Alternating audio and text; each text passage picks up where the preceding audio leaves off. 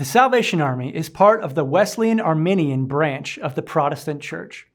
Some denominations teach that it is impossible to turn down God's gift of grace. They call this irresistible grace. We believe, however, that we have free will and can choose to accept or reject God's forgiveness and grace. Our Handbook of Doctrine says, God is constantly at work by His grace to draw all people to Himself. And yet, response to God's grace is an act of free will. We can accept or reject the new life that is offered to us.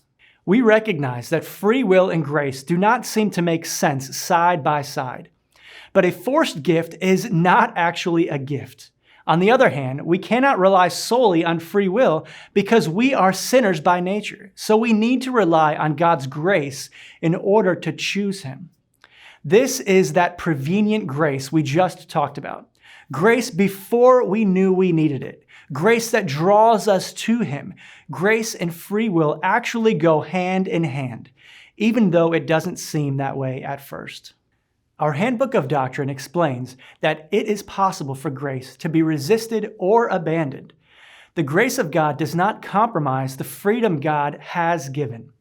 The love of God is such that, with profound sorrow, He allows us to reject Him. Our response is important. A gift is not complete unless it is received. We need to exercise faith to receive the gift of grace. But we can't confuse our effort as earning salvation. Our faith and obedience should be natural responses to the gift of grace, not an obligation or attempt to earn anything from God. So, our response to God's grace does matter, but it does not earn our salvation. Let's take this a step further. Some people claim that if God provides us with grace, then we shouldn't worry about sinning. The Bible speaks clearly to us that grace does not release us from the consequences of sin. In his book, In the Grip of Grace, Max Lucado writes, "Sin does to a life what shears do to a flower. A cut at the stem separates a flower from the source of life. Cut off from God, the soul withers and dies.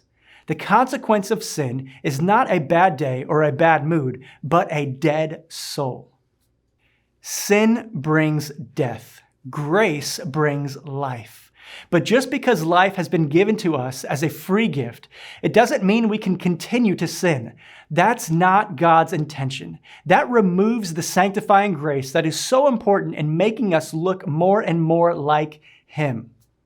God's grace is extravagant. It is a gift to all of us. It is what sets Christianity apart from all other faith systems. As one theologian writes, Christianity is the only faith system where God both makes the demands and meets them. No other religion has a God that becomes one of His creations.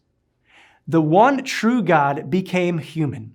He moved towards us. We are sinners. He is holy. Sin draws God's wrath and requires punishment. Jesus took on that wrath and punishment on our behalf. This is grace.